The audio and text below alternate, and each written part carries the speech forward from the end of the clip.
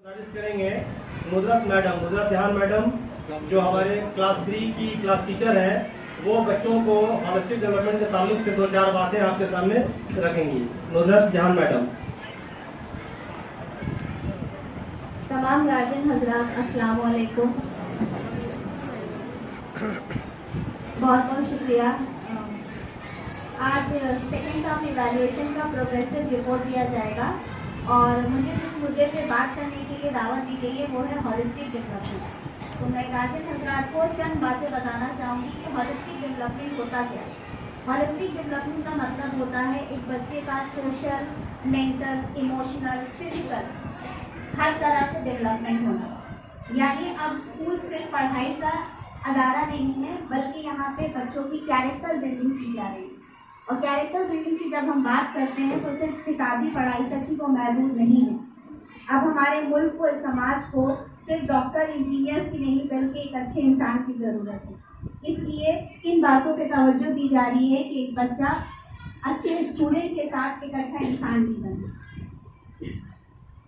और तमाम गार्जियन का माशाल्लाह सबके बच्चे काफ़ी ज़हीन है, तो पढ़ाई के लिए के मुताबिक से किसी तरह की कोई शिकायत की बात नहीं है, क्योंकि जो बच्चे रोज़ाना स्कूल आ रहे हैं इसकी ये श्योरिटी है कि वो बच्चे यहाँ से रोज़ाना कुछ न कुछ सीख कर ज़रूर जा रहे हैं।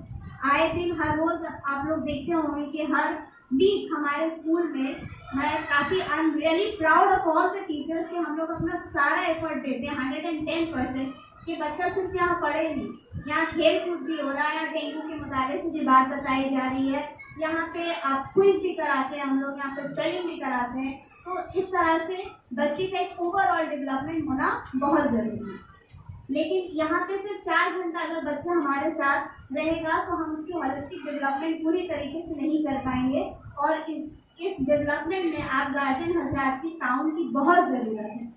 आप सभी लोगों ने रिजल्ट तो देखा होगा, मार्क्स का कॉलम तो सभी देखते हैं, लेकिन रिजल्ट में एक फॉर्मेटिव इवैल्यूएशन नाम का एक पेज है। आप लोगों ने कभी गौर किया होगा। इस मुताले से मैं आपको बता दूं कि यहाँ पे देखिए 5 कॉलम आते हैं: participation, questioning and experimentation, interpretation and application, empathy and cooperation, aesthetic and creative expression. तो बच्चों को सिर्फ उन्होंने पर्चे में क्या लिखा है इस बेसिस पे जज नहीं किया जा रहा। बच्चा क्लास में पार्टिसिपेट कर रहा है कि नहीं, यानी पढ़ाई सुन रहा है, सवाल कर रहा है कि नहीं, साथ ही साथ इंटरप्रेट यानी इस चीज को वो बोल रहा है कि। और सबसे इम्पोर्टेंट चीज जो है वो है एम्पैथी एंड कोऑपरेशन। एम्पैथी क्या होता है? क्लास में बहुत बच्चे हैं और हर रोज हर किसी को एक दूसरे की जरूरत पड़ती है, तो आप अपने बच्चे में ये सलाहियत दे रहे हैं कि नहीं कि वो दूसरे की तकलीफ को समझकर उसे हेल्प करने की, उसे मदद करने की कोशिश कर रहा है कि नहीं, कोऑपरेट कर रहा है कि नहीं, एक दूसरे के साथ ताउन कर रहा है कि नहीं। और लास्ट में आता है एस्थेटिक एंड क्रिएटिव, यानी बच्चा अपने दिमाग से सोचकर, हर बच्चा पढ़ाई में अच्छा हो कोई ज़रूरी नहीं है।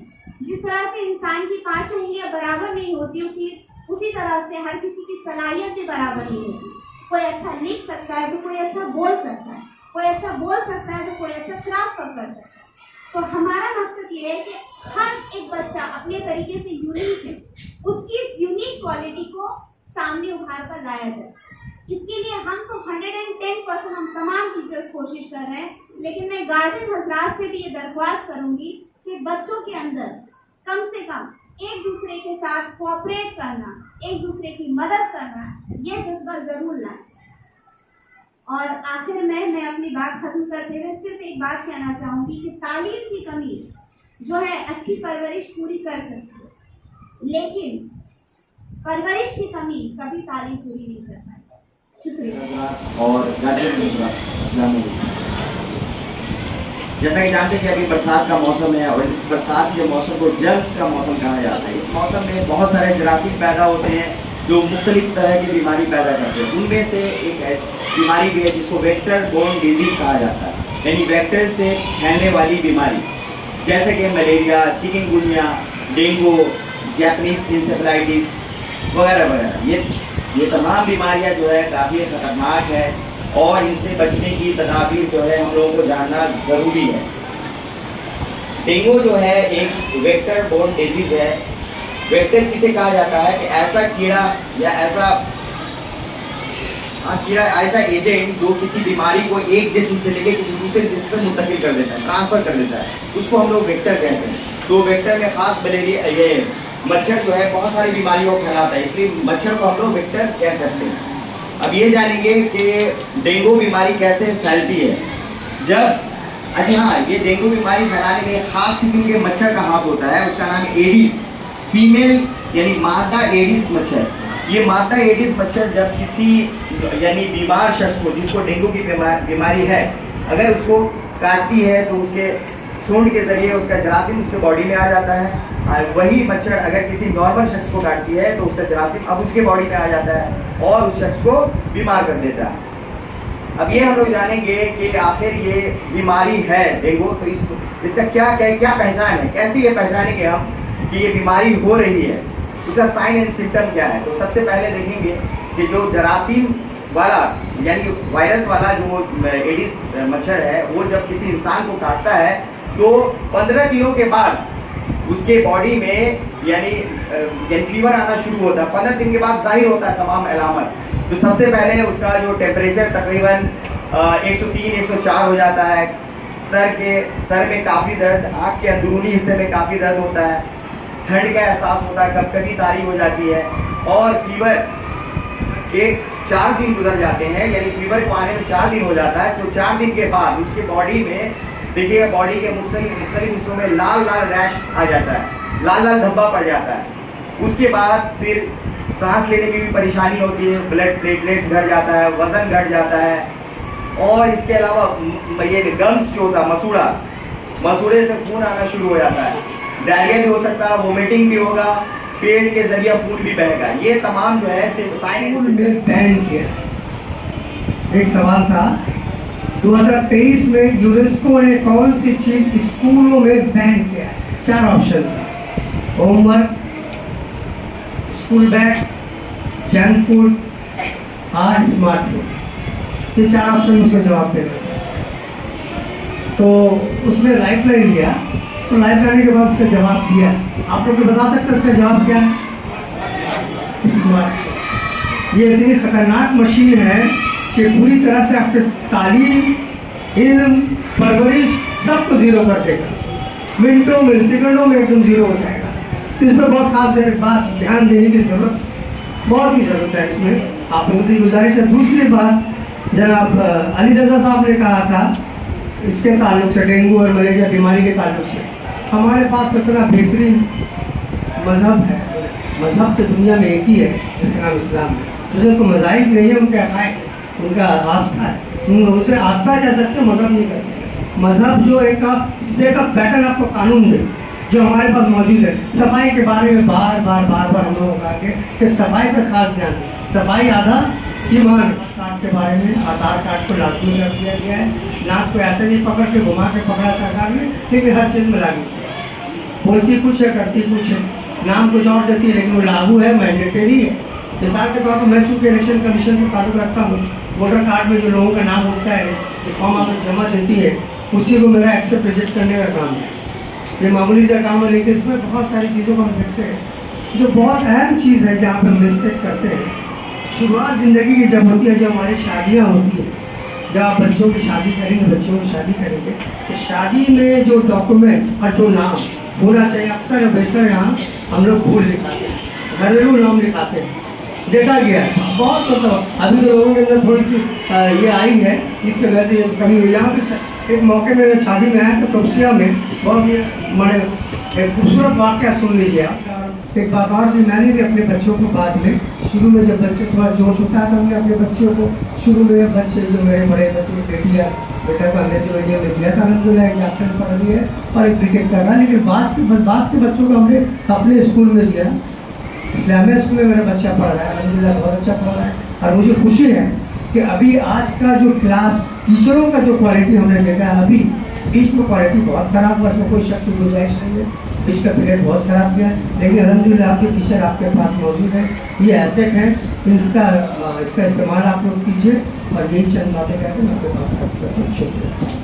शादी में आया था तो निकाह के सामने बैठा था, तो उससे लड़के का नाम पूछा गया, तो वो लड़के का नाम बताया गया, तो हमको डाउट हुआ कि लड़के का नाम तो शायद ये नहीं है।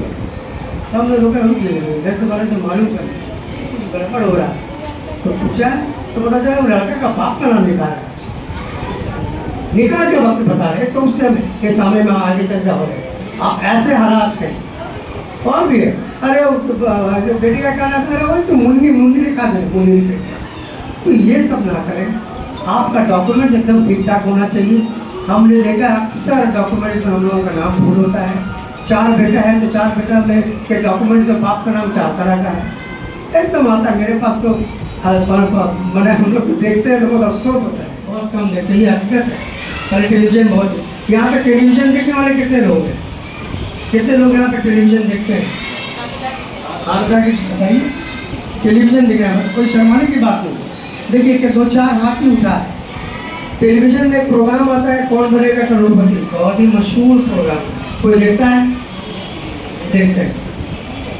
पहला एक बच्चा, जितनी तारीफें खालिद साहब ने की है, मैं शायद उसका हकदार नहीं था। हाँ, मेरे वालिद साहब के ताल्लुक से उन्होंने जो बातें कही है बिल्कुल सच है। इस तरह से मैंने अपने वालिद साहब को देखा जिंदगी में, इस तरह से उन्होंने बच्चों को पढ़ाया है, आज उसका किरदार नज़र आता है। लेकिन अल्हम्दुलिल्लाह आज ये स्कूल में कदम रखने के बाद इसका एहसास हुआ कि अभी भी हम लोग जिंदा हैं, हम लोग जिंदा हैं। कि मिसाल आप सब हैं यहाँ पे, बहुत खुशी की बात है कि गार्जियन इतनी कसीर तादाद में यहाँ मौजूद है। अभी तो हर स्कूलों का जो हाल है हम आसपास में देखते हैं, तो देख के बहुत दुख होता है, अफसोस होता है। उसकी वजह ये समझ में आती है कि टीचर हजरात गुस्ताखी के साथ अब जो हालात हैं टीचरों के साथ वो मामला नहीं है। बहुत सारे जगह हमने देखा है जिस तरह से पढ़ाना चाहिए, लेकिन हमको लगता है कि आपके मोड़ों में जितने भी टीचर हजरात यहाँ मौजूद हैं, मुझे बिल्कुल यकीन है कि वो बहुत ही ईमानदार हैं। जिस तरह से आपका रिस्पॉन्स है, हमको लगता है कि वो लोग टीचर आपके साथ बहुत ही ईमानदाराना तरीके से यहाँ पर पढ़ाते हैं। और इसी तरह का होना चाहिए हर एक स्कूल में, जिसका किरदार हमारे बहुत सारे स्कूलों में देखते हैं। खैर ये अलग बात है। सबसे अहम बात है, पहले नुसरत जहाँ साहिबा ने कहा आपसे परवरिश की बात, ये बहुत अहम बात है। 4 घंटा हम बच्चे यहाँ देते हैं 24 घंटा में, और 30 घंटा आपके पास रहते हैं। बच्चा सीखता है अपने माँ बाप से। बताया गया है कि परवरिश तालीम, पहला तालीम गाह जो है बच्चे का, वो माँ की गोद होता है। तो माँ से खास गुजारिश है कि परवरिश में खास ध्यान स्कूल में ही भर देते हैं ताकि आप लोगों को परेशानी नहीं हो, कहीं जाना नहीं पड़े, आप लोगों का पैसा खर्च नहीं हो। इसके लिए हमारे हेड सर क्या करते हैं, आप लोगों को ग्रुप में मैसेज डाल देते हैं और क्लास वाइज बुलाते हैं ताकि रश भी नहीं हो, आप लोगों को ज़्यादा देर बैठना नहीं पड़े। इस साल भी इंशाअल्लाह उसी तरह हम लोग स्कॉलरशिप का काम करेंगे। आज ही स्कॉलरशिप का मीटिंग है, वहाँ आज डेट पता चल जाएगा कि ये फॉर्म कब से भरा जाएगा। तो हम लोग जैसा भी रहेगा आप लोगों को ग्रुप में इतला दे देंगे, फिर उसी तरह से आप लोग आइएगा। अपना पासबुक, मोबाइल जो ज़रूरी है दस्तावेज है आपको लेके आना है, वो इन्फॉर्मेशन आपको मोबाइल में दे दिया जाएगा। और तीसरा टॉपिक है बैंक अकाउंट। देखिए बैंक अकाउंट, स्कॉलरशिप फॉर्म भरने के लिए बैंक अकाउंट ज़रूरी है, लेकिन अभी तक गवर्नमेंट जो है पापा के, मम्मी के या किसी दूसरे रिलेटिव के अकाउंट में भरने की इजाज़त दी, लेकिन कब ये बंद हो जाए कोई ठीक नहीं है। तो हम लोग इससे पहले इसका इंतजाम करके रखें, अपने अपने बच्चों का अकाउंट खोल लें। जिनके पास आधार कार्ड है वो आधार कार्ड फोटो लेके जाइएगा, बैंक में अकाउंट खुल जाएगा। अगर ज़रूरत पड़ता है तो हम लोग स्कूल से बोनाफाइड सर्टिफिकेट भी देते हैं। अगर वो लोग मांगता है तो आप एक फोटो लेके आइएगा ऑफिस में हेड सर के पास, उसका स्कूल के बैंक में लिख देंगे, उसका date of birth, date of joining वगैरह सब रहेगा, वो लेके जाइएगा, आसानी से अकाउंट खुल जाएगा। इसके अलावा हर साल हम लोग 1-2 बैंक से हम लोग बात करते हैं, वो लोग स्कूल में आके भी अकाउंट। ऐसे तो हमारे यहाँ जितने बच्चे हैं ज़्यादातर बच्चों का आधार कार्ड है, 75 बच्चों के पास आधार कार्ड है। लेकिन अभी कुछ बच्चे ऐसे हैं जिनका आधार कार्ड नहीं बना है। तो खासकर मैं कहूँ गार्जियन से की तरफ मुतवज्जा हूँ कि आप लोग अपने बच्चों का आधार कार्ड जल्द से जल्द बनवा लीजिए, क्योंकि ये गवर्नमेंट की तरफ से सर्कुलर आ रहा है कि स्कूल को जो फैसिलिटी बच्चों को गवर्नमेंट की तरफ से आती है वो उन्हीं बच्चों को दिया जाएगा जिनके पास आधार कार्ड है। तो क्योंकि ऐसा होने से पहले हम लोग बना लें ज़्यादा बेटर है। तो आधार कार्ड बनाने के बहुत सारे सेंटर हैं, यहाँ जितने आसपास पोस्ट ऑफिस और सर्वे का बनता है, जैसे DPO में, पार्टिसिपेट में, कालीगंज में, आगे 24 नंबर के आगे तेरा पोस्ट ऑफिस है, वहाँ भी बनता है। लेकिन वहाँ क्या होता है कि अगले सुबह जाकर लाइन लगाना पड़ता है और उन लोग का एक होता है 10, 20, 25 तक बनाते हैं। तो आप लोग अगर आप लोगों को वक्त है तो वहाँ से जाकर आप तमाम लोगों का बहुत बहुत शुक्रिया।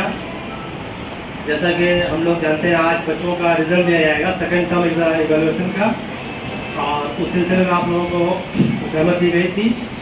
तो हमारे जो टीचर्स हैं, क्लास टीचर्स और हमारे चीफ गेस्ट, ये मुख्तसर में आप लोगों के सामने कुछ बात रखेंगे।